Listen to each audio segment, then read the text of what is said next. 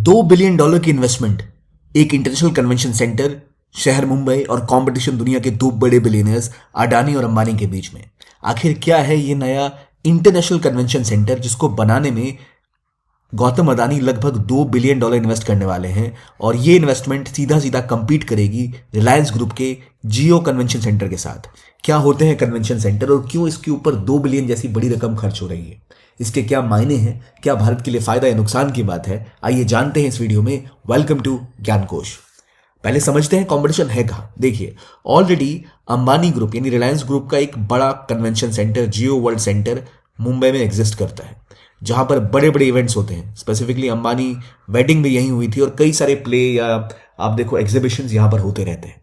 वो मुंबई की सबसे बड़ी कन्वेंशन सेंटर में भी गिना जाता है उसे, जबकि वहां पर स्कोप तो है और उसी को देखते हुए एक नया कन्वेंशन सेंटर, उसका जो बेसिक अप्रूवल है वो भी मिल चुका है अडानी ग्रुप को, जो कहलाएगा इंटरनेशनल कन्वेंशन सेंटर, जो अंबानी ग्रुप से भी बड़ा होने वाला है। ये $2 बिलियन का कन्वेंशन सेंटर जो है वो सीधा सीधा compete करेगा जियो सेंटर के साथ।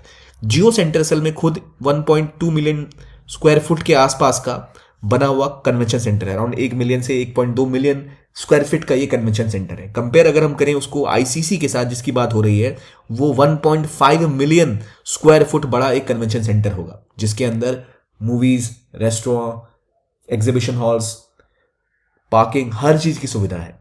20,000 लोगों की कैपेसिटी वाला ये सेंटर, 20,000 लोगों की कैपेसिटी वाला ये कन्वेंशन सेंटर इस तरह का रोल निभा सकता है जिससे कि भारत में कई सारी इन्वेस्टमेंट और चीजें डेवलप हो पाए। पहले समझते हैं कन्वेंशन सेंटर का रोल क्या होता है। देखिए, कन्वेंशन सेंटर आपने भी देखे जरूर होंगे, जैसे आपके कॉलेज या स्कूल में जहां पर अवार्ड सेरेमनी होती है या कोई जहां पर मीटिंग वगैरह होती है, उसे कन्वेंशन सेंटर कहते हैं। हर जगह एक रूम होता है जहां लोग बैठकर मिलते हैं। तो कन्वेंशन सेंटर का मेन रोल यही होता है कि जहां लोग बैठें, मिलें, डिस्कशन करें। जब इकोनॉमी ग्रो करती है तो वहां बड़ी बड़ी कंपनियां आती हैं। फॉर एग्जांपल, इंडिया में अगर हम बात करें, मैं बात करता हूं ट्रू कॉलर की, आपने नाम सुना होगा, व्हाट्सएप की, फेसबुक की। ये वो कंपनीज है जो इंडियन कंपनीज नहीं है, लेकिन इनका सबसे बड़ा जो क्लाइंटल है या कस्टमर बेस है वो इंडिया में है। यहां पर वो लगातार निवेश करना चाहते हैं, मीटिंग्स करते हैं, उसके लिए उन्हें जगह चाहिए होती है। अगर शेयर होल्डर्स की कहीं मीटिंग हो रही है, रिलायंस के शेयर होल्डर्स मिलना चाहते हैं, लाखों शेयर होल्डर्स हैं, कहां मिलेंगे? तो उसके लिए आपको एक ऐसी जगह चाहिए होती है। कॉर्पोरेट मीटअप्स, इंटरनेशनल इवेंट्स, कोई डिफेंस एक्सपो हो गया, ऑटो एक्सपो हो गया, कोई ऐसा एक्सहिबिशन हो गया, वो एग्जीबिशन जब एक इकोनॉमी ग्रो करती है तो बढ़ते ही चले जाते हैं। इसीलिए वैसे जगहों की जरूरत होती है जहां वैसे इवेंट हो पाए। अब भारत एक ऐसी कंट्री है जहां पर लगातार इन्वेस्टर्स अब इन्वेस्टमेंट बढ़ाना चाहते हैं। भारत और चीजों को एक्सपोर्ट करना चाहता है, अपनी मार्केट को दुनिया के सामने प्रेजेंट करना चाहता है एक ऐसी जगह के रूप में जो ऐसे इन्वेस्टमेंट्स को बुला सकता है, ऐसे इन्वेस्टमेंट्स को होस्ट कर सकता है। और इसीलिए वहां पर कन्वेंशन सेंटर्स का रोल बहुत ज्यादा बढ़ जाता है। जियो वर्ल्ड सेंटर की अगर हम बात करें, ऑलरेडी उसने कई इवेंट किए हैं। बांद्रा कुर्ला कॉम्प्लेक्स के पास जो ये कॉम्प्लेक्स है, ये एक बहुत प्राइम लोकेशन पर है, लेकिन अडानी ग्रुप का जो प्लान है वो $2 बिलियन का कन्वेंशन सेंटर बनाने का, वो बनेगा विले पार्ले के पास।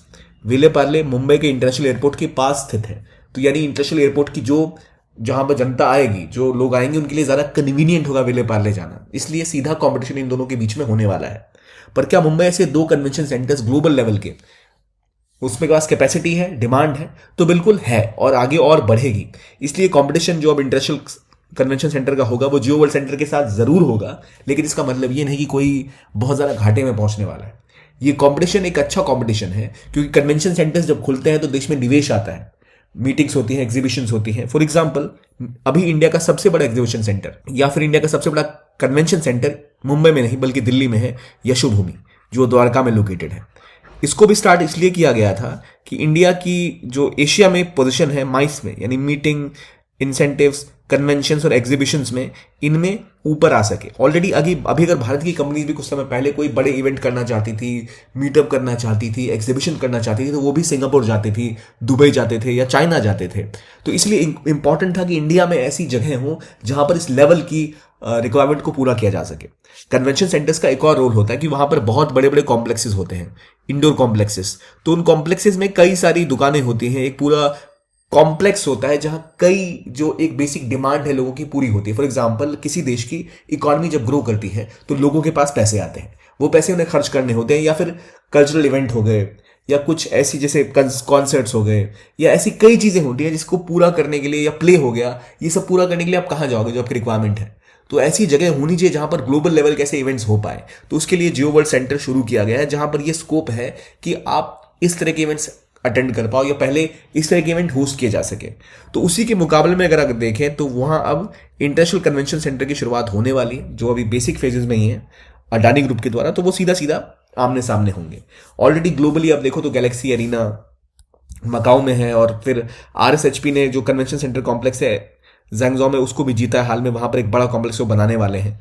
तो ऐसे कन्वेंशन सेंटर हो गए जिससे कि बहुत ज्यादा निवेश बढ़ता है। कहा यह जाता है कि अगर गैलेक्सी एरिना जो मकाऊ में है या सिंगापुर के जो अलग अलग कन्वेंशन सेंटर्स हैं, इनकी वजह से वहां पे क्या होता है, जो एक्सपोर्टर्स होते हैं, जो एक्सपोर्ट करना चाहते हैं, उनका कनेक्शन बनता है लोकल मार्केट के जो प्रोड्यूसर्स हैं उनके साथ। आपने मीटिंग कर ली, या ग्लोबल मार्केट्स में जहां आपको एक्सपोर्ट करना है उन जगहों के साथ आप अपनी कोऑर्डिनेशन बैठा पाते हो, उनके साथ मीटिंग्स कर पाते हो। तो यहां पर एक लिंकेज बनता है। ऐसे अगर ज़्यादा सेंटर्स हैं तो बड़ी बड़ी कंपनियां ऐसे इवेंट्स करती हैं, ग्लोबल कंपनीज इंडिया में आएंगी, जिससे एक डिमांड भी पैदा हुआ होगी वहां की इकोनॉमी के लिए, प्लस एक कनेक्टिंग पॉइंट बनेगा इंडिया का ग्लोबल मार्केट के साथ। तो इसलिए ऐसे कन्वेंशन सेंटर अगर ज़्यादा होंगे तो भारत के लिए बहुत खुशी की बात है। लेकिन कमाल की बात यह है कि जियो वर्ल्ड सेंटर जो माना जा रहा था मुंबई का काफ़ी बड़ा कन्वेंशन सेंटर है, काफ़ी समय तक जो डोमिनेट करेगा, कुछ ही समय में उससे लड़ने के लिए अडानी ग्रुप ने अपना ये $2 बिलियन का नया convention centre, largest in Mumbai, खड़ा करने की तैयारी कर दी है। और मुंबई मेट्रोपॉलिटन जो काउंसिल है, उससे जो अथॉरिटी है, उससे ऑलरेडी MMRDA से इनको अप्रूवल अब मिल चुका है। इस अप्रूवल के बाद कुछ ही दिनों की देर है और वहां पर खड़ा होगा जल्द ही एक इंटरनेशनल कन्वेंशन सेंटर विलेपार्ले में, जो कि मुंबई का सबसे बड़ा होगा। 1.5 मिलियन स्क्वायर फीट का है, 20,000 लोगों से ज़्यादा की कैपेसिटी ये रखेगा, जहां पर indoor spaces majorly 1.5 million square feet का तो इंडोर स्पेस है, उसके बाद थोड़ा आउटडोर स्पेस बनाया गया है, कुछ पार्किंग की सुविधाएं, एनसीएल की सुविधाएं, सबकी व्यवस्था की गई है। 5 स्टार होटल्स, रेस्टोरेंट, हर चीज़ यहाँ पर उपलब्ध होगी। तो इसीलिए एक मेजर स्टेप होगा ये, जहाँ शायद बाद में जिसकी वजह से और डिमांड जनरेट हो और इंडिया में बिजनेस भी ग्रो करे। तो ये बात थी कन्वेंशन सेंटर्स की। लेकिन अगर आप यूपीसी की तैयारी कर रहे हैं तो बहुत इंपॉर्टेंट है कि आप अपनी सारी प्रिपरेशन को एक साथ एक जगह करें। जैसे कन्वेंशन सेंटर सब कुछ को एक जगह लाता है, वैसे आप अपनी प्रिपरेशन को एक साथ लाएं। अपने नोट्स, अपने कंटेंट, अपनी पढ़ाई को एक जगह लेकर आए, ताकि आप उसको जल्दी जल्दी रिवाइज कर पाएं। तो अगर आप 2025 या 26 के एस्पिरेंट हैं तो आपके लिए अच्छी खबर है। अगर आप 2025 की तैयारी कर रहे हैं तो आपके पास प्रहार का बैच है, जो इंग्लिश या हिंदी के लिए। अगर आप इंग्लिश में करें तो टाइटन बैच ज्वाइन कर सकते हैं। फॉर 2026 एस्पिरेंट वी हैव संकल्प, जो 2026 का बैच है हिंदी का, और टाइटन जो 2026 का बैच है इंग्लिश के लिए। इन दोनों को आप ज्वाइन कर सकते हो, और जो भी लैंग्वेज आपको सूट करे उसको आप ज्वाइन कर सकते हो। इसमें आपको मिलेगा क्या? तो खास बात यह कि पहली चीज जो होगी वो होगी high quality classes. Best faculties India के ऑलमोस्ट वो आपको यहां पर एजुकेट करेगी, जहां पर आपको इंटेंस पढ़ाई का सेशन मिलेगा। लाइव जीएस की क्लासेस होंगी, बाद में उसका रिकॉर्डेड सेशन भी आपको मिलेगा। डेली एमसीक्यूज, मेंस क्वेश्चंस मिलेंगे, ताकि आप प्रैक्टिस कर पाए चीज़ों को, जो आपने पढ़ा है उसको यूज़ कर पाए, समझ पाए कि भाई कितनी मुझे रिटेन हो रही है, कितनी रिटेन नहीं हो रही है। आपको सीसेट की क्लासेस प्रोवाइड की जाएंगी। आपको ई बुक्स दी जाएंगी जीएस की, जो आपको स्ट्रांगली प्रिपेयर करे। किसी भी तरह की आपको जो भाग दौड़ है वो ना करनी पड़े, नोट्स कहाँ से लाऊं, ये सब्जेक्ट अलग से करो, वो अलग से करो, क्योंकि इवेंचुअली रिवीजन करते टाइम बहुत सारी दिक्कतें वहां पैदा हो जाती हैं। इसलिए ये ई बुक्स का एक कलेक्शन बहुत इंपॉर्टेंट है, और ये ई बुक्स आपको बहुत ज़्यादा फायदा पहुंचाएगा। तो एक जीएस ई बुक्स का कॉम्प्रिहेंसिव वन स्टॉप सोल्यूशन भी आपको मिलेगा।